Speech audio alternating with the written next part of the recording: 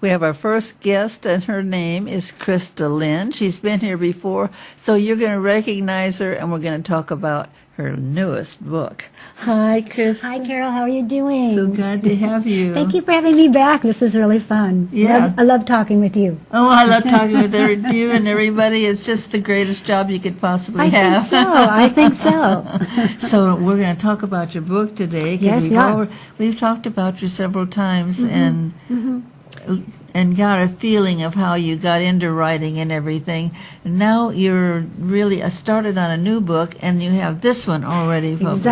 Exactly. Tell us about Bloodstones. Yes, Bloodstones, the Haunting of Sunset Canyon, is what we call a cross-genre book because it has a little of everything. One of my reviewers said, "You'll get everything with this book." And I guess what he meant was that it's a romantic suspense with very enticing and intriguing supernatural elements. Wow. So it is about a haunting in a canyon in Arizona.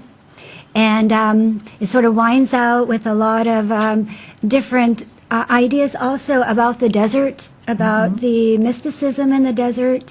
It weaves in Native American legends and lore. I even wrote my own little legend to start the book out about the entities that are in the canyon. Oh, yeah. But I love Native American lore, and so much of it brings out ideas about hauntings and spirits and otherworldly things, and so I weave it all into this romantic book. So, well, I think that people way back believed in ghosts and believed in the fact that their ancestor is there and everything. So it's not really fiction. It's just another little bit of what is happening all over the world with loving your ancestors and exactly and believing that ghosts are not bad.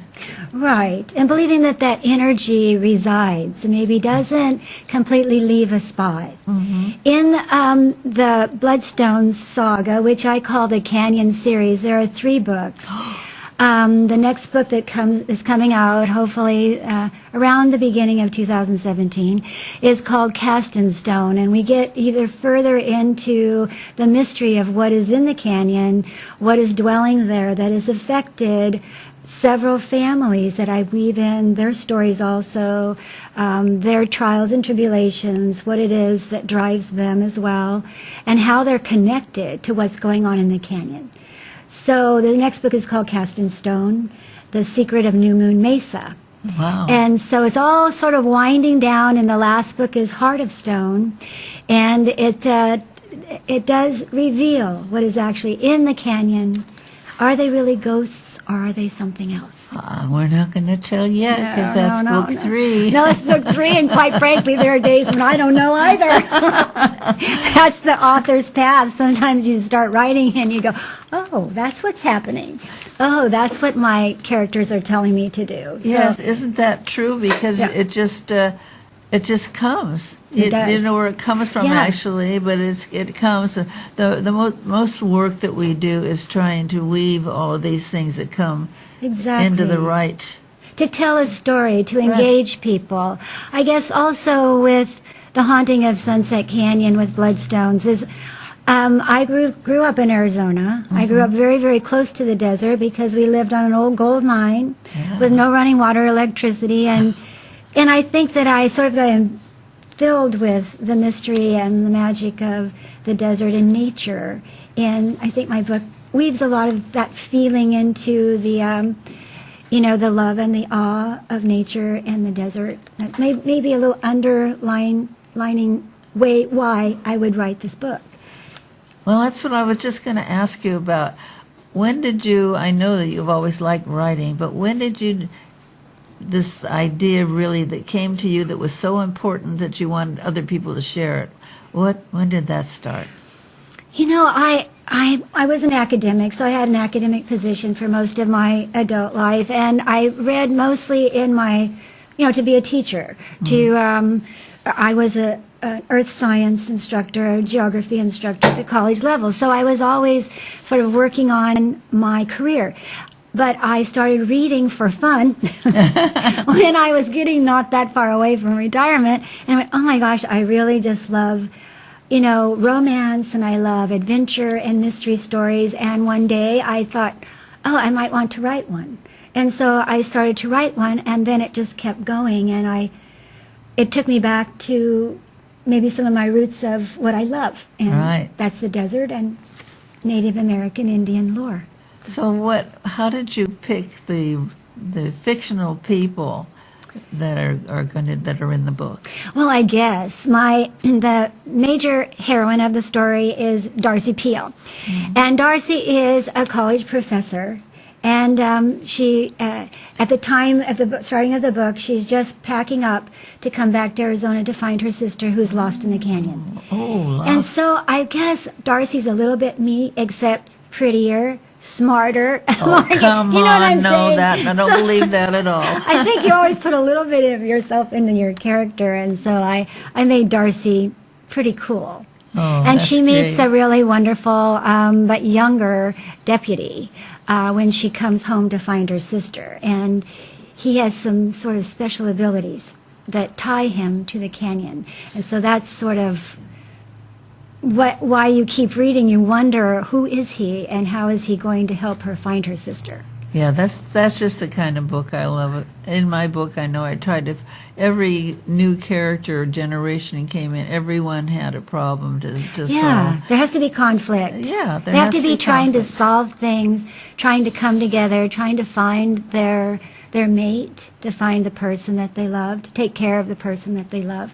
Those are the stories that I like, and I think I've got Darcy and Alan pretty well hammered in here. Okay. Some of my reviewers have said that I created a really wonderful hero in Alan. So yeah, he's pretty wonderful and pretty hunky. We do love Alan. Right. Well, the funny thing about my books, they're about mainly women in American history, and there's real historical women. And so I thought, well, this is for women. It's going to be, that's going to be. The men that have read it have liked it. I believe it, the men really liked it. I was a big shock. I can't wait for your books to get out. I can't either. Oh my gosh, I hope it happens soon. The story just sounds so wonderful, such a great idea. Well, you can get them now actually under the name of Climbing Jacob's Ladder. That was my first name before I changed it, but it didn't really say what the books were about. Right. So they're now The Saga of Bridget and Amanda. Wow. So I'll have to come back and interview you about your book. Yes, would you do that? We'll just switch seats and I'll interview you. I can't wait for it to come out. It's so exciting to get to that point where where you finally are an author. It was a real fun day when the book came out. Well, the man who did my covers, I thought I wanted pretty girls on the cover, and I was getting all this free stuff. And when I found through the church, I found this man that is professional. And he brought the cover totally different than what I wanted. And each time I had to say, no, do I want this and that? But I ended up saying, yeah, I like it. Want that. Yeah. But that's what's taking time now, because he not only did the covers, he's redoing the whole inside to make it really special. Wow, that's fabulous. But there's 4 books. It takes a lot of time. It does. I actually do graphic arts, and I did do my own book cover. Wow. And I do book covers for other authors too. No kidding. But I've seen what your guys done, and I agree. I think your covers are going to be quite attractive and capture people. Well, I can't believe that. You do all this yourself? Yes, I love doing graphics. Let's leave one more look at it. That's Isn't my that book. Fabulous? She's not only an author, she's an artist. Well, yeah, a graphic artist. I cannot draw the side of a barn, but I can definitely use graphic software. Well, that's the way it is nowadays. Anyway, I thank you so much. And people, you got to read this book, Bloodstones. And it's available of Sunset Canyon. Through Amazon and what else? Yes, Barnes & Noble, Amazon. I find I sell a lot of books on All Romance, which is ALLROMANCE.com, and it's a wonderful site for all authors of romance to find a place other than Amazon to showcase their work. Fabulous. It is also published by Black Opal Books, which has a really kind of a hard website to find books in, I am sorry to say, but I have a really nice publisher. It's called Black Opal Books. Fantastic. We'll have yeah. to talk about more later. I know. Anyway, thank you so much for coming back in, Krista. It's wonderful. I have to come again. The next book, Absolutely. you're going to be right here. I got to be here. I got to be here with you.